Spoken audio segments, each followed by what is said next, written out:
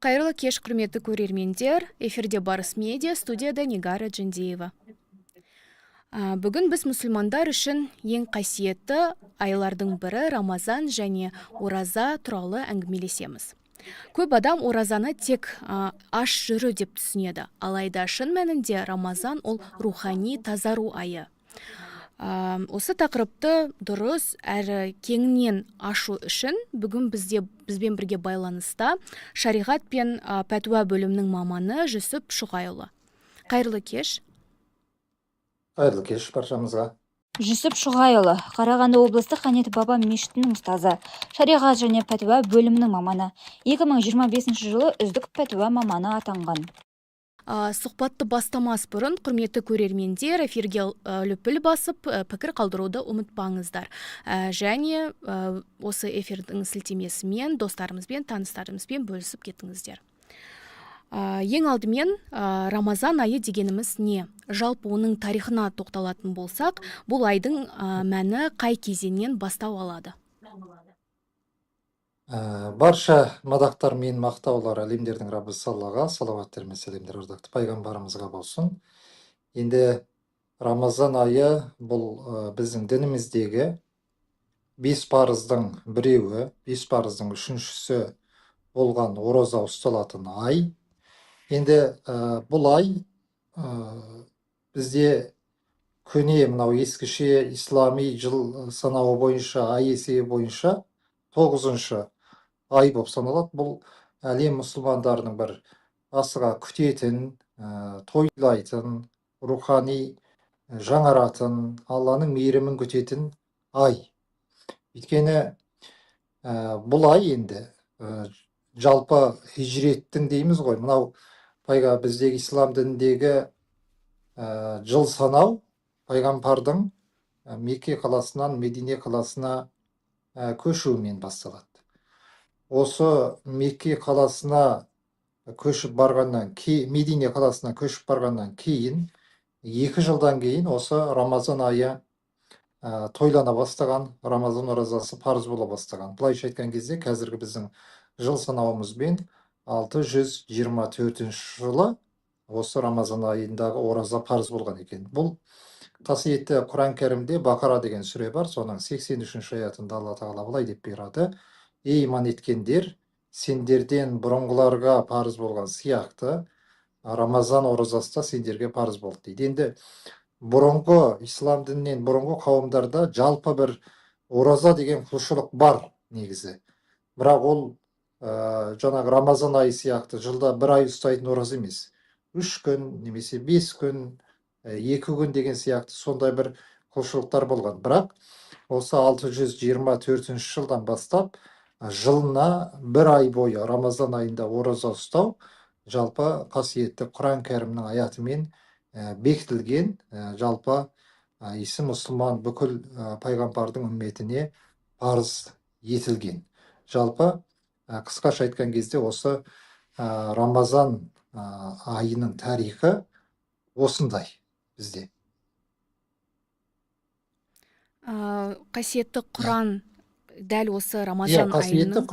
Қасиетті Құран кәрім түсті. Ол енді жалпы Рамазан айының өзі қадірлі болуының себебі де осы Құран кәрім Рамазан айына түскендігі. Және сонымен бірге біз Рамазан айының әрбір 26-сынан 27-сіне қараған түні қасиетті Қадір түнін тойлаймыз. Осы Қадір түнін үнемі айтамыз біз, 1000 айдан да қайырлы сондай бір қасиетті түн деп. Осы Қадір түнінің де құрметті болуы. Мысалы, Рамазан айының құрметті болуы өзінде Қадір түнінің болуы себепті дейді. Ал енді Қадір түнінің құрметті болуы ол өзінде қасиетті Құран кәрім үмметке түскендігі себепті дейді. Сондықтан әрине ол Рамазанның құрметтілігі, сондай бір мәртебелілігі қасиетті Құран кәрімнен бастау алады. Ал Қадір түні қалай анықталады жалпы? Қай күні болатындығы? Енді жалпы Алла тағала өзі пенделеріне кез келген бір жақсылықты жасау үшін, жақсылыққа қызықтыру үшін өзінің разылығын бүкіл жақсылыққа жасырған. мен мысалы білмеймін қандай да бір жақсы істе Алла тағаланың разылығы бар екендігін. Сондықтан Алланың разылығын табу үшін кез келген жақсылықты жасауға ұмтыламын. Мүмкін мынада шығар, мүмкін анада шығар. Тура сондай Алла тағала өзінің азабын дейді, кез келген жамандыққа жасырған дейді. Сондықтан адам баласы кез келген жаман іс-әрекеттен, күнәлі іс-әрекеттерден аяқ тарту керек. Енді осы қадір түнде тура сондай, қарасаңыздар. Қадір түнін кез келген бір негізі түнге жасырған.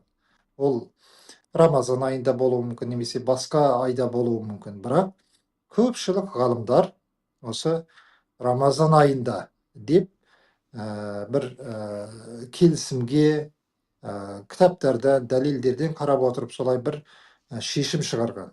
Соның ішінде пайғамбарымыз хадисінде айтады, Рамазан айының соңғы 10 күннің тақ күндерінен іздеңдер дейді. Тақ күндері деген 23-і, 25-і мысалы қарасаңыз, 27-сі, 29-і деген сияқты.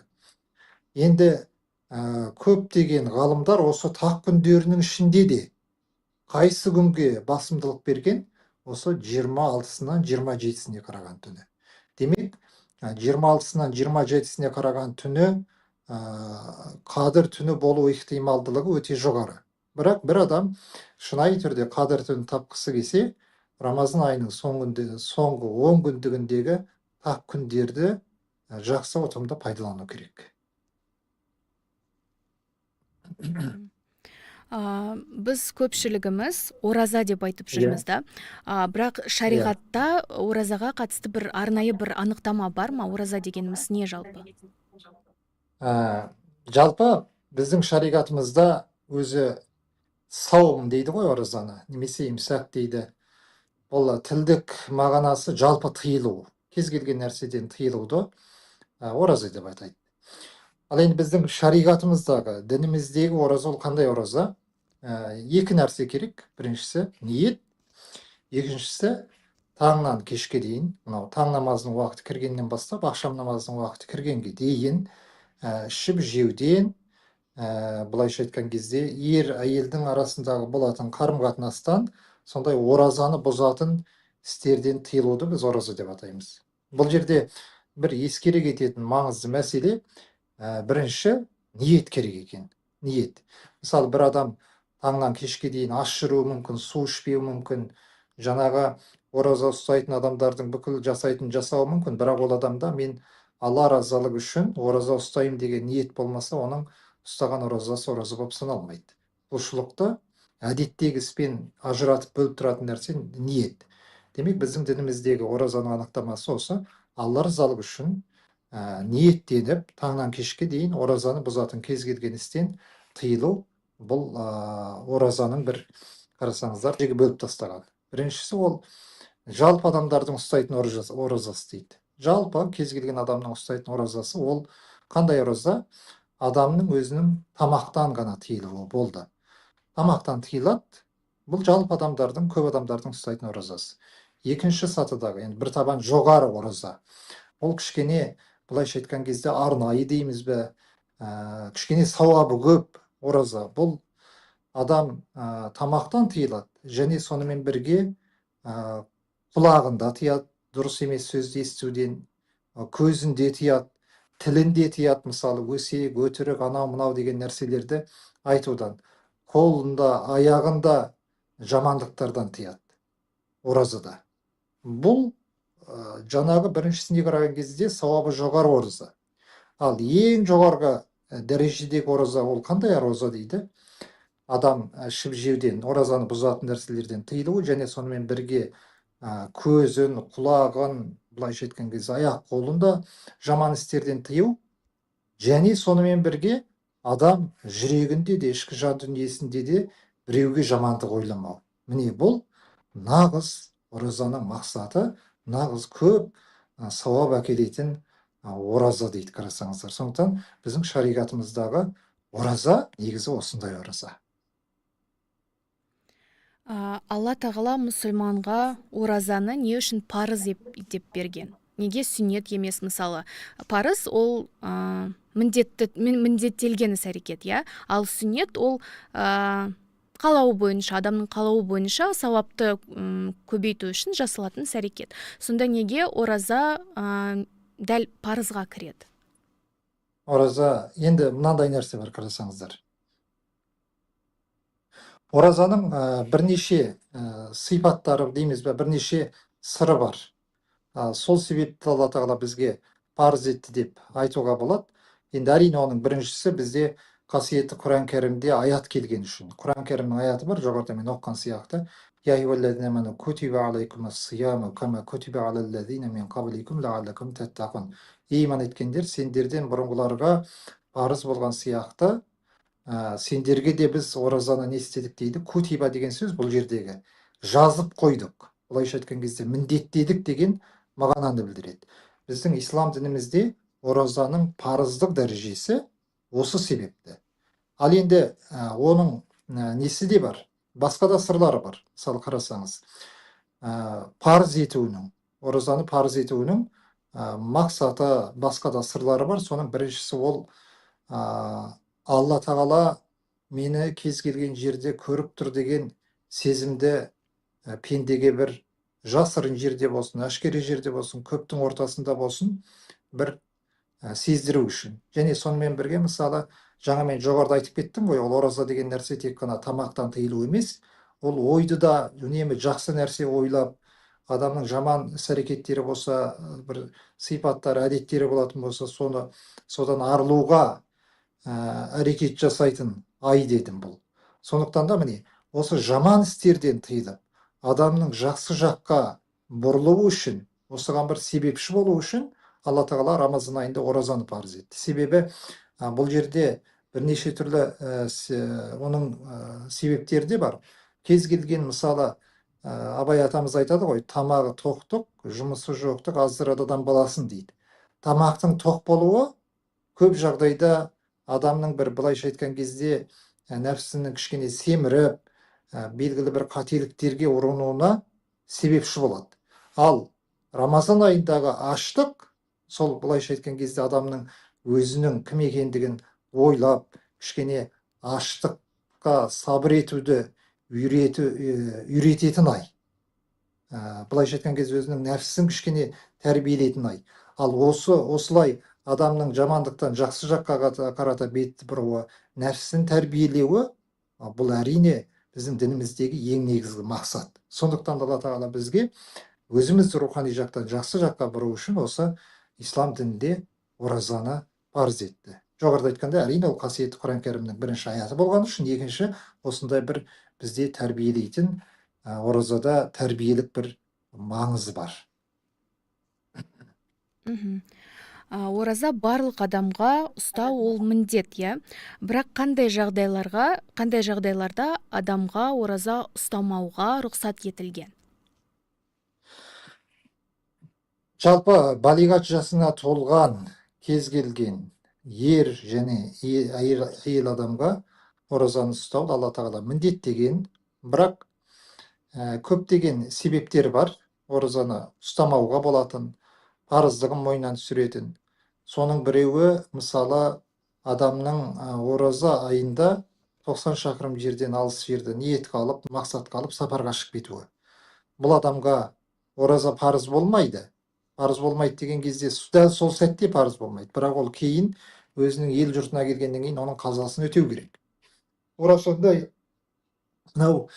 ораза айында жалпы созылмалы ауруы бар адамдар болатын болса, созылмалы ауруы бар адамдарға да сол ораза ұстау денсаулығына зиян беретін болса, не болмаса созылмалы ауру емес, Рамазан айында белгілі себептермен ауырып қалды, бірақ ораза ұстау ол адамның ауруының жазылуын кешеуілдететін болса, бұл адамдарға да ораза ұстау міндет болмайды. Бірақ жаңағы жазылуы мүмкін аурумен, сондай бір ауырған кісі кейін жазылғаннан кейін оның қазасын өтеу керек, бірақ жаңағы созылмалы ауру болған адам оны ұстау міндет емес. Оның өзіндік бір тиісті құтылатын, өтейтін басқа да жолдары бар. Және сонымен бірге, мысалы, жүкті екі қабат дейміз, сондай жүкті аналар болатын болса, бұл кісілерге де егер Енді олардың да жағдайы әртүрлі болады ғой. Кейбіреуі мысалы ораза ұстаса да ешқандай бір балаға, өзіне, құрсағындағы нәрестеге зиян келмейді. Кейбіреулер әлсіз болуы мүмкін, ол кішкене тамақ ішпесе әлсіреп қалуы мүмкін.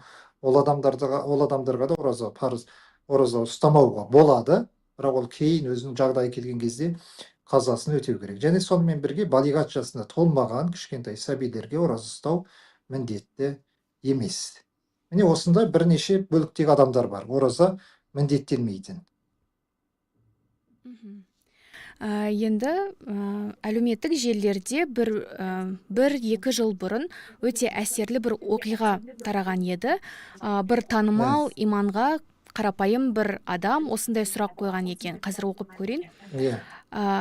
Имам, мен өте кедей адаммын. Сәресіге ішетін де жейтін де ештеңем жоқ. Ауызашарға да тамақ табылмауы мүмкін. Осындай жағдайда ораза ұстауға бола ма? Мұндай ораза есептеле ме деген сұрақ қойған. Осы сұрақ көпшіліктің жүрегіне қатты әсерін тигізді. Себебі біз кейде оразаны қалай елестетеміз, қалай немен байланыстырамыз.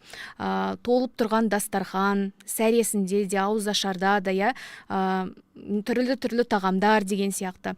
Бірақ исламда мұндай жағдайдағы адамдардың оразасы қалай бағаланады жалпы?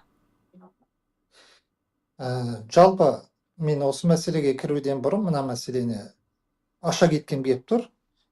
Бізде ислам дінінде жалпы еңбек етуге, жұмыс жасауға қызықтырады. Пайғамбарлар, мысалы, ислам дініндегі ең үлгі тұтатын Алланың сүйікті пенделері пайғамбарлардың өзі сондай еңбек жасаған, жұмыс жасаған адамдар. Енді осындай бір таңда сәресі жоқ ішеді, не болмаса кеште ауызашар жоқ адамның біз себебін қарап көреміз. Егер ол кісінің бір осындай жағдайға түсуі өзінің жалқаулығынан, не болмаса бір жұмыс жасамауынан болып, өзінен туындап жатқан мәселе болатын болса, онда бұл адамның, былайша айтқан кезде, Алланың алдында осы ұстаған оразасы үшін алатын сауабы жай адамдардан енді кем болмаса артық емес. Аз болуы да мүмкін. Өйткені себеп сондай қиналу, бір қиындыққа түсуінің себебі өзінен болып жатыр. Ал егерде оның себебі шынымен де ол жұмысқа жарамсыз адам болуы мүмкін. Жұмыс істейін десе мүмкіндігі жоқ, денсаулығы келмейді. Сондай жағдайдағы адам болатын болса, онда бұл кісі сабыр етіп, егер денсаулығына ол адамның зиян келмейтін болса, сабыр етіп ораза ұстайтын болса, онда ол жай адамдардан артық сауап алады. Өйткені не үшін? Сонда бір қиындыққа сабыр еткен үшін, және ораза ұстаған үшін. Бұл жерде тағы ескерте кететін нәрсе бар. Көп адамдар ойлайды, мысалы, ораза ұстау үшін міндетті түрде сәресі ішу керек деп. Енді сәресінің әрине сауабы бар, өйткені пайғамбарымыз сәресі ішіңдер, себебі сәресіде берекет бар деген. Сауабы бар. Бірақ сәресіге ішетін асы болмаса бір адамның, ол адам ниет етсе, таң намазының уақыты кіргеннен кейін ауыз берік бола береді. Тура сондай. Кеште ауызашар кезде, жолда кетіп бара жатты, сапарда болды, ешқандай ауыз ашатын нәрсе жоқ, су да жоқ, құрмасы да жоқ. Енді сумен, құрмамен ашу ол сауапты іс. Бірақ қолында сол болмаса, онда уақыты, сол ақшам намазының уақыты, ауызашар уақыты кірген кезде, ол адамның аузы өздігінен ашылып кете береді. Сондықтан бұл сәресімен жаңағы ауызашарды міндетті түрде ішу ол парыз емес, міндетті түрде жасау керек болған нәрсе емес. Бір адам ниеттеніп ораза ұстаса, оразасы бола береді. Енді маңызды нәрсе осы жерде. Жаңағы айттыңыздар, мысалы, шынымен де бір адам денсаулығының жарамауы себепті осындай. Сәресіге ішетін ас таба алмаса, ауызашарға ішетін бір ас таба алмаса, бұның кінәсі сол өзінің туыс-туғандарының арасындағы жағдайы бар адамдарға болады.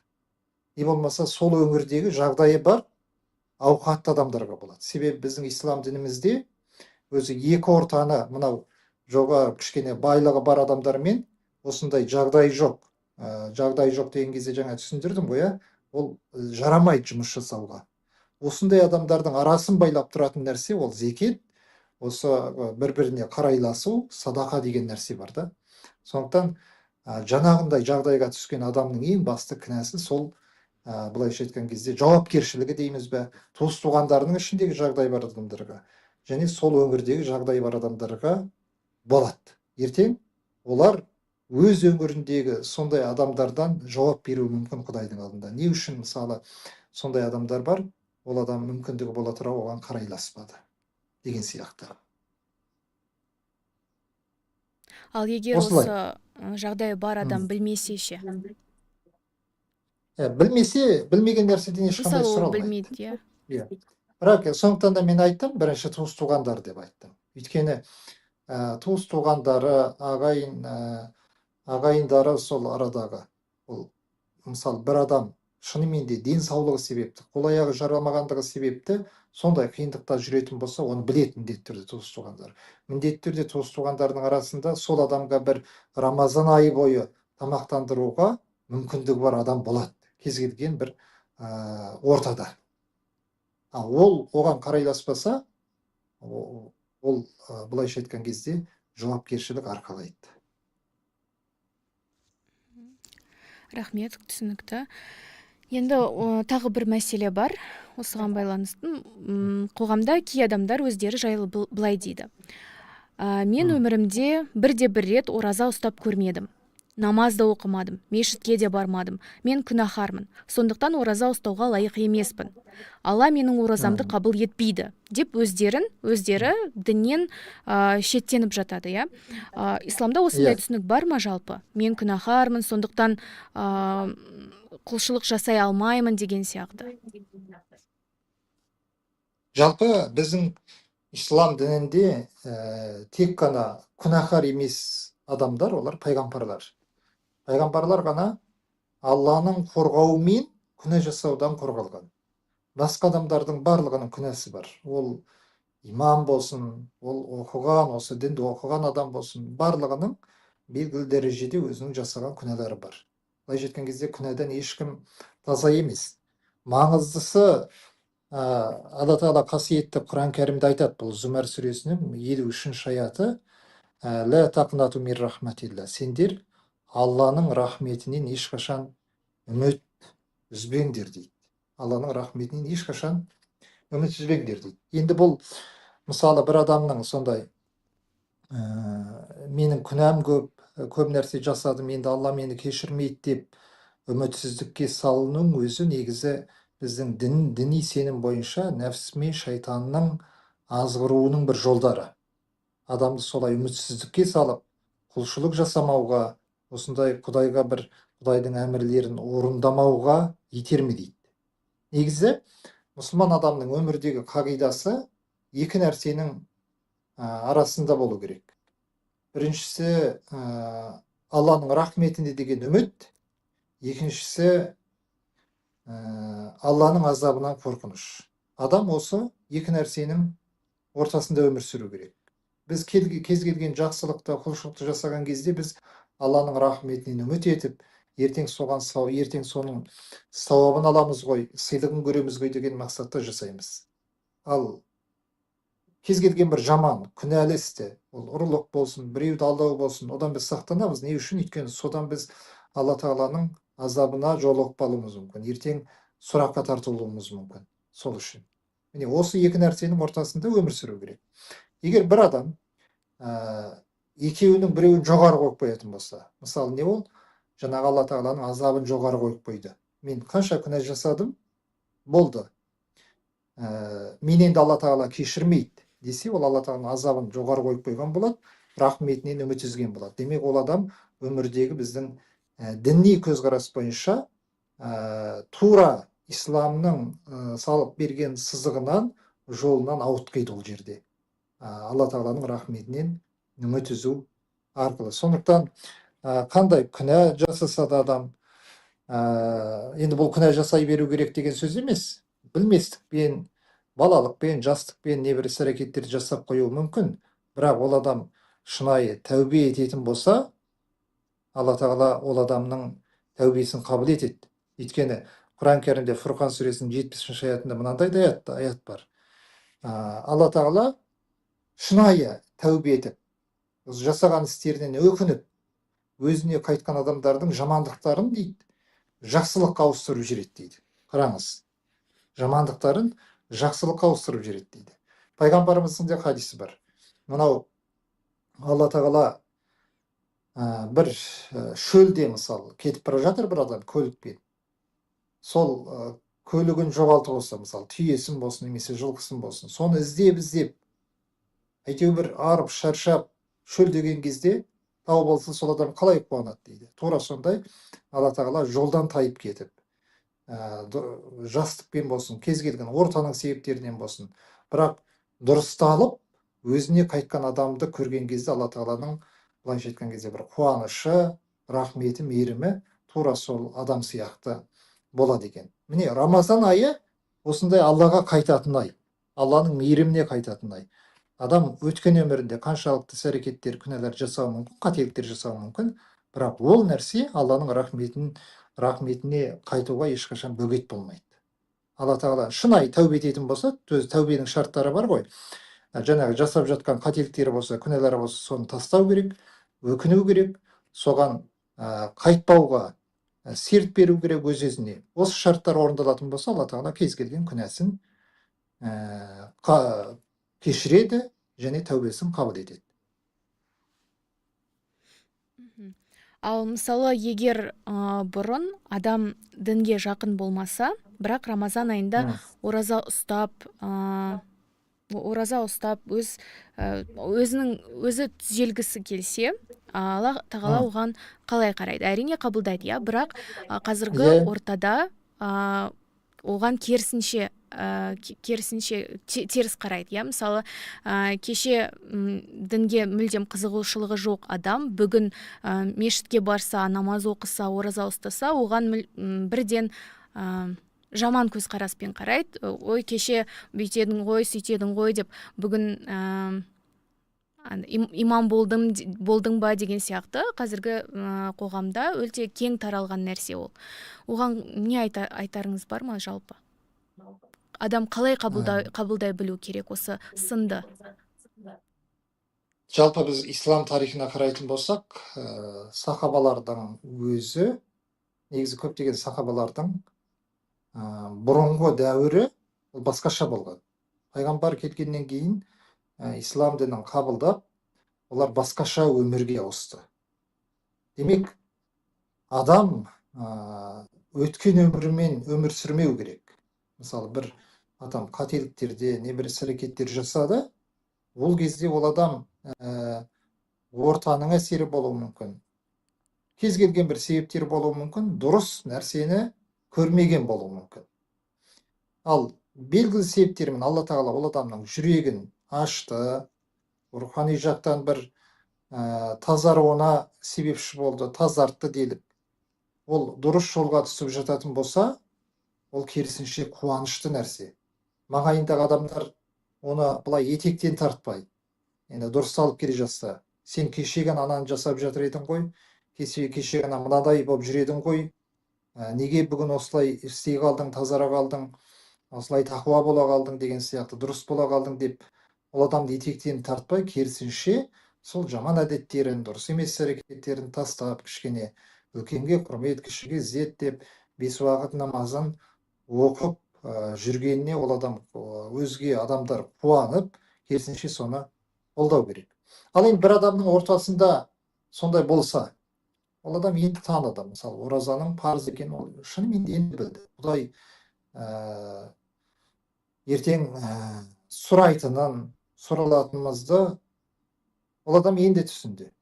Егер шынымен де осы Рамазан айында ол адам бір хаққа бет бұрып, ораза ұстап, тарауих намазын оқып жататын болса, ал айналасындағы адамдар соған күлетін, не болмаса соның артынан сөз айтатын болса, оны елемеу керек ешқашан. Өйткені мынандай нәрсе бар. Ақ нәрсеге әрдайым күйе жағылады, ақ нәрсеге әрдайым кір жақын тұрады. Сіз өмірде балағыңыздың шаңын қаға беретін болсаңыз, жүрген сайын алдыға жүре алмайсыз. Айналаңыздағы адамдар неше түрлі сөздер айтуы мүмкін. Бірақ сіз тура дұрыс бағытты таптыңыз ба, алдыға қарата әрдайым қадам баса беру керек. Маңайдағы сөзде елеп ескеру бұл жерде қажет емес. Ал сол адамдар, жаңағы бір адам Рамазан айында кеше дұрыс емес бір нәрсе жасап жүрген болуы мүмкін, бірақ бүгін дұрысталып Рамазан айында ораза ұстайтын болса, немесе бір жақсылыққа бет бұратын болса, ана адамдар оның етегінен тартып сыртынан күліп өсектеп артынан сөз айтатын адамдар үлкен күнә алады соны жасаған үшін. Рахмет. Енді намаз, тарауих, Құран оқу, дұға жасау, ол Рамазан айындағы бұл амалдардың жалпы орны қандай? Қандай амалдар ерекше сауапты болып саналады? Енді өзі Рамазан айын біз жаңағы подкасттың басында айтқандай, Рамазан айының да құрметті 12 айдың сұлтаны болуының себебі. Сондықтан да Рамазан айында көп жасалатын құлшылық ол әрине ораза ұстау, және сонымен бірге оразадан кейінгі көп жасалатын құлшылық ол қасиетті Құран кәрімді оқу, оқымаған болатын болса, үйреніп алуға әрекет жасау. Өйткені бұл Құран түскен ай болғаннан кейін адам жай кезде оны ескеруі мүмкін, бірақ Рамазан айы деген кезде бір олай Құран түскен ай ғой, осы жақындау керек деген сияқты адамның ойында бір сондай. Сондықтан Құранды көп оқуға, үйренуге тырысу керек. Және сонымен бірге басқа да жақсы амалдар өте көп. Мысалы, Рамазан айында жаңағы айналасында туыс туғандардың арасында мүмкін жағдайы жоқ адамдар бар шығар, қиналып жүрген адамдар бар шығар. Олардың жағдайын сұрап, оларға бір материалдық жақтан көмек беретін болса, не болмаса жағдайы жоқ, мысалы, қазір кішкентай балалар үйлері бар, не болмаса сондай көп балалы аналар бар, соларға ауызашар жасайтын болса, солардың ауыздарын аштыратын болса, міне бұл Рамазан айында үлкен сауапты іс. Енді пайғамбарымыз хадисінде айтады, Рамазан айындағы кез келген бір жақсылықтың сауабы ол 10 еседен 700 есеге дейін еселенеді дейді. 10 еседен 700 есеге дейін. Басқа кезде ондай сауап берілмейді, бірақ дәл Рамазан айында Құран түскен ай болғандықтан, қасиетті ай болғандықтан, адам бір жақсылық жасайтын болса, ниетіне қарата екен. Мысалы, бір адам 100 есе сауап алуы мүмкін, бір адам 600 есе, бір адам 700 есе, тіпті басқа хадистерде одан да көп адам ниетіне қарата бір жақсылық үшін сауап алады екен. Сондықтан Рамазан айы Алланың рахметіне кенелетін, соған ұмтылатын, жүгіретін ай. Құран көбірек оқып, кез келген жақсылықты жасап қалу керек. Кез келген жақсылық. Біреуге жымиып қарау, біреуге сәлем беру, ата-ананың жағдайын сұрау, туыс туғанның жағдайын сұрау. Бұлардың барлығы сауапты іс. Жасалатын болса, сауабын еселейді. Тек қана Рамазан айында жасап, басқа айда тоқтап қалу деген сөз емес. Біз Рамазан айындағы қалыптастырған жақсы әдетімізді ары қарата басқа айларда да соны жоғалтып алмай ары қарата жалғастыру керекпіз. Мысалы, Құран оқу дедіңіз, соңғы кездері Инстаграм әлеуметтік желілерде, әсіресе Инстаграмда, ораза алдында Құранға түсіп үлгер деген жарнамалар өте жиі кездесе бастады. Алдымен сол жарнамаларда олар тегін айтады, мысалы, тегін Құранға түсіп үлгер оразаға деген дейді, орын саны шектеулі, комментарийге осынша санды жаз, немесе бір сөзді жаз деген сияқты. Сосын жекеге өткен кезде ол түрлі ақылы пакеттер ұсынады, яғни 8 сағат, 3 сағаттық курс деген сияқты ақылы сабақтарды ұсынады. Біз дінді бизнеске айналдырып жатқан жоқпыз ба осы тұста? Енді бұл бізде әлеуметтік желіден бұны көп көреміз, көп кездесіп те жатырмыз бұл мәселелерге. жалпы бұны бірнеше жақтан қарастыруға болады. Енді шыны керек, сол Құран үйретуші адамдар белгілі дәрежеде бұл жерде мынағанда мен бірінші тоқтала кетейін. Жалпы Құран үйрету үшін қаражат алуға бола ма деген бізде сұрақ туындайды бұл жерде. Бір адам Құран үйреткен үшін соған ақы алуға бола ма деген. Негізі біздің бастапқы дәуірінде бұған рұқсат етілмеген Құран үйрену үшін. Өйткені сол Құран үйретушілерге кәдімгідей мемлекеттен, орталықтан қаражаттар төленіп отырған Құран үйреткен үшін. Ол адам өзінің алдында келген шәкірттен қаражат алмайды сол үшін. Ал кейінгі дәуірде бұл жаңағы елден, мемлекеттен осы Құран үйретуші діни мамандарға қаражат бөлу бұл қанша ғасырдан бері тоқтап қалды. Сондықтан да ғалымдар не істеді? Бұған былай пәтуа шығарды. Егер ол адам Құран үйрететін болса, егер ол адамға қаражат төленбейтін болса, сол шәкірттері тарапынан, онда ол адам бір күні Құран үйретпей басқа жұмысқа шығып кетуі мүмкін. Өйткенде ол да отбасын бағу керек, бала шағасын бағу керек деген сияқты. Сондықтан Құран үйрету үрдісін жалғастыру үшін біздің ғалымдарымыз не істеді? Демек, сіз Құран үйретесіз бе, сіз оған уақытыңызды бөліп жассыз. Оған сіз қаншалықты дайындығыңызды бөліп жассыз, күш қуатыңызды бөліп жассыз, миыңызды жұмсап жассыз оған.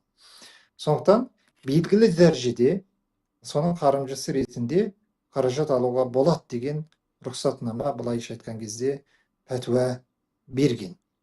Егер де бұл Құран үйрету курстарында шынымен де олардың алған қаражаттары сол өздерінің істеген жұмыстарына сай болатын болса, мысалы, ол да жаңағы пакет дайындау үшін, видео түсіру үшін оператор жалдайды, камера жалдайды, мүмкін ол студия жалдайтын шығар, оған оның кететін тоғы бар, тағы бір нәрселері бар, адамдары бар деген сияқты. Солардың қаражатын шығару үшін, белгілі дәрежеде өзінің отбасын, жаңағы бала шағасын бағу үшін, солардың бір нафақасы үшін белгілі дәрежеде қаражат қоятын болса, оған шариғатымыз рұқсат етеді. Ал бірақ оны бір орасан, ерекше бір көтеріп жүрмеу керек. Мысалы, мен кейбір жерлерде кездесіп қалам, оны негізі мысалы мүмкін оның құны дейміз бе, шығыны дейміз бе, сол жұмысқа жасалған. Ол бір 10 мың теңге болуы мүмкін, немесе 15 мың теңге болуы мүмкін. Бірақ сіз соның бағасын кейбір курстарда немесе басқа жерлерде көрем, ол 150 мың, 200 мың теңгеге деген кетіп қалады. Бұл енді дұрыс емес. Бұл дұрыс емес. Сондықтан өзінің бағасына, жұмысына шанақты болатын болса, оған дініміз рұқсат етеді. Өйткені енді бұның да пайдасы бар. Енді кез келген адам мешітке келіп қазір сабақ ала алмайды, мешітке келіп Құран үйрене алмайды. Бәріміз жұмыс бастымыз, таңда жұмыста кетеміз, кешке келеміз, біреуі ауылда тұруы мүмкін, ол жерде мешіт болмауы мүмкін, имам болмауы мүмкін ол жерде. Сондықтан осындай онлайн Құран үйрету курстары сол жұмысбастылық кезде, қазіргі уақыт тапшы кезде, бір былайша айтқан кезде, соның бір жыртығын жамайтын бір әдіс ретінде қолданылып келе жатыр. Жалпы айтарымыз осы. Жаңағы мен айтқанымды түсіндіңіздер ғой, жұмыстан өрескел жоғары дәрежеде бағасы қымбат болатын болса, ол дұрыс емес. Ол өзі дінде саудаға салу болып табылады. Түсінікті, рахмет сізге көп. Енді қорытындылай келе, бір соңғы сұрақ болсын. Рамазан айы бойынша, Рамазан айы барынша пайдалы өткізу үшін мұсылман халқы, мұсылман адамы жалпы нені басты назарда ұстау керек? Яғни бұл айдан рухани бай шығу үшін, рухани өзгеріспен шығу үшін Рамазаннан қандай кеңес берер едіңіз жалпы мұсылман қоғамына? Жалпы Рамазан айына дайындық өзі 2 ай бұрын басталады біздің дінімізде. Осы Рамазан айында алдында тағы 2 ай бар. Бұны енді біздің діни термин бойынша Шабан және Режеп айы дейді. осы 2 айдан бастап біз Рамазан айына жайлап дайындала беру керекпіз. Осы айда оразалар бар, ұстайтын, кейбір жасайтын құлшылықтар бар. Былайша айтқан кезде біз Рамазан айына келген кезде көктен түскен сияқты бір оразаға кіріп кетпейміз. 2 ай бойы өзімізді дайындап, одан кейін барып не істейміз? Оразаға кіреміз. Бұл кезде осылай жасайтын болса адам оразадан көптеген бір Алланың рахметін, мейірімін сезеді. Және бұл Рамазан айында өте бір баста назарға ұстайтын нәрсе ол тақуалық. Тақуалық деген сөз ол Алланың әмір еткен нәрсесін барынша орындап, тыйған нәрсесінен тыйылу деген сөз. Рамазан айында біз ұтымды пайдалану үшін Рамазан айын осы нәрсені біз өмірімізге ораза айында серік қылу керекпіз. Ал келесі ол дұға және тәубе. Барлығымыздың қателіктеріміз бар. Сол қателіктерімізден кешірілімі үшін Алла тағалаға дұға ету керекпіз. Туыс-туғандарымыз үшін, өзіміз үшін, ата-анамыз үшін. Және өткен күнәларымыздан қателіктеріміз болатын болса, содан өкіну керекпіз және қайтпауға Құдайға сөз беру керекпіз. Сондықтан да Рамазан айын ұтымды өткізу үшін дейді, мынау Рамазанның басында біз ниетімізді, Рамазанға кірген кезде ниетімізді жаңарту керекпіз. Бұл Рамазан айы Алла тағала мені бізге парыз еткен ай. Мен Алла рызалығы үшін осы Рамазан айында ораза ұстаймын. Не болмаса бір мысалы біреуге көрініс үшін емес, не болмаса бір кішкене болсын салмақ тастап алу үшін емес, не болмаса әйтеуір жұрт ұстап жатыр ғой деп емес, мен тек қана Алла рызалығы үшін ұстаймын осы айда оразаны. Мен Алла рызалығы үшін осы айда мен дұрысталам, осында бір қателігім бар, жаман әдетім бар, осыны тастаймын мен Рамазан айында деп, жаңа бір ниетпен Рамазан айына кіретін болсақ, онда біздің осы ниетіміздің өзгерісі біздің өмірімізге көп өзгеріс алып келеді. Және сонымен бірге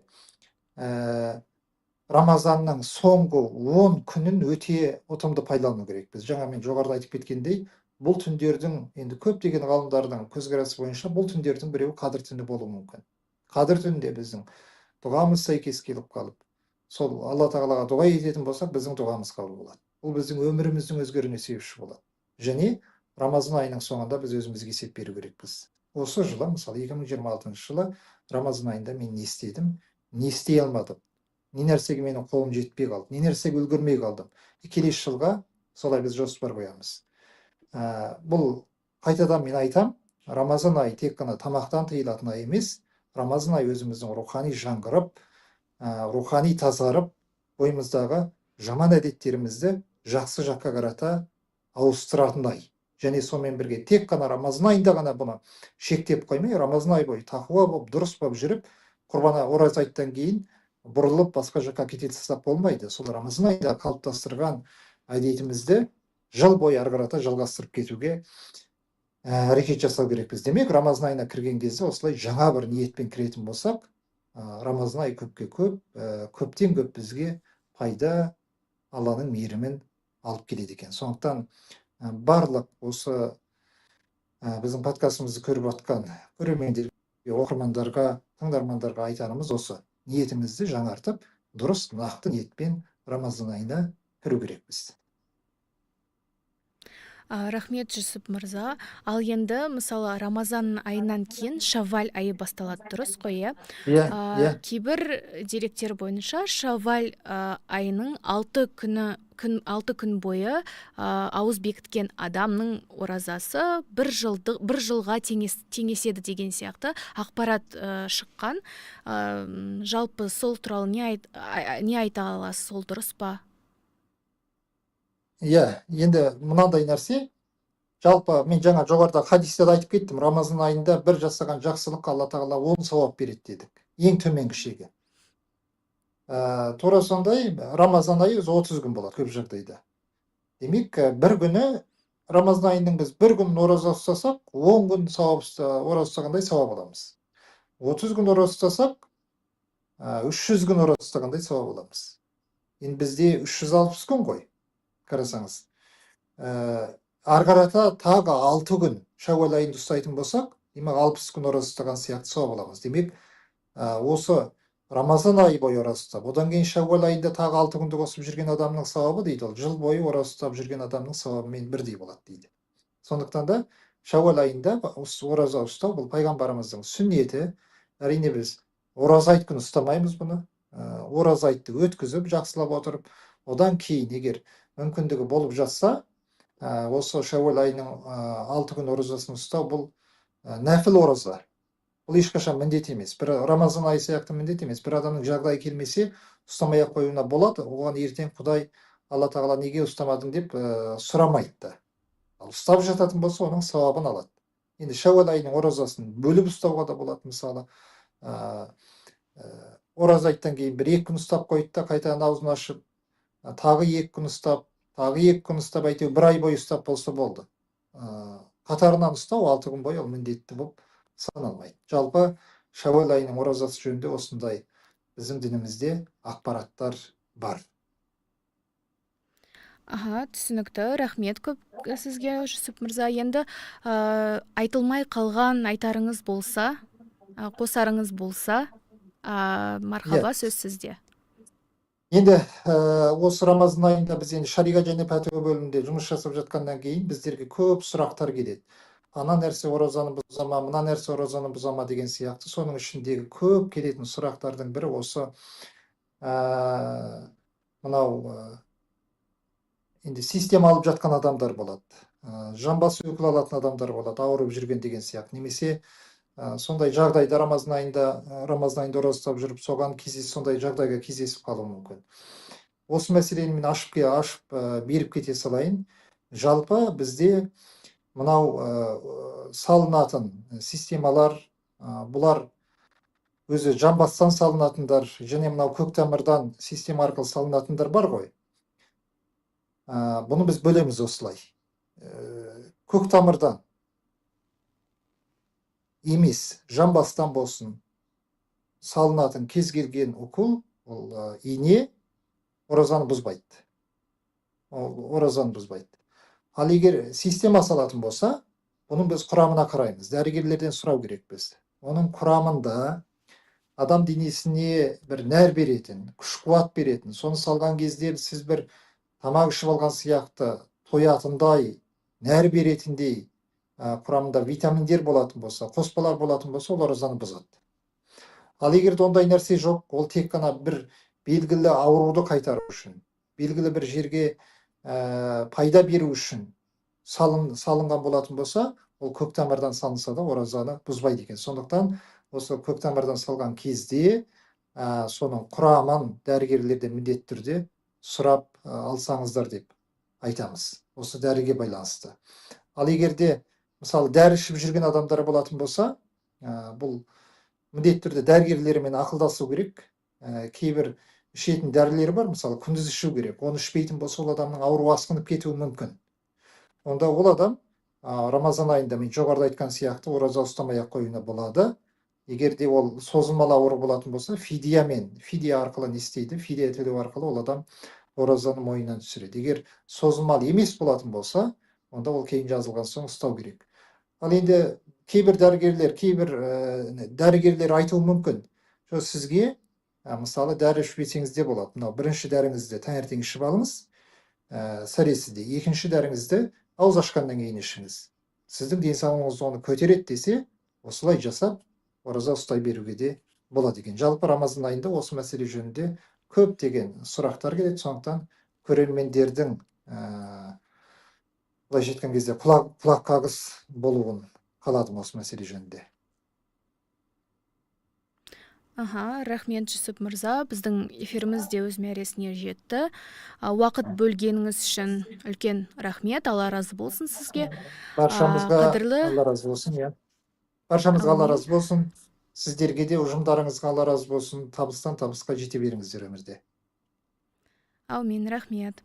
Қадірлі көрермендер, бүгін біз Рамазан айы және ораза туралы ең маңызды, ең жиі кездесетін сұрақтарды талқылауға тырыстық.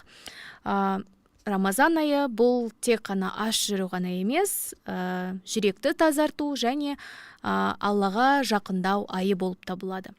Баршаңызды жақын маңда келе жатқан Рамазан айымен құттықтаймыз, және барша мұсылман халықтың оразасы қабыл болсын.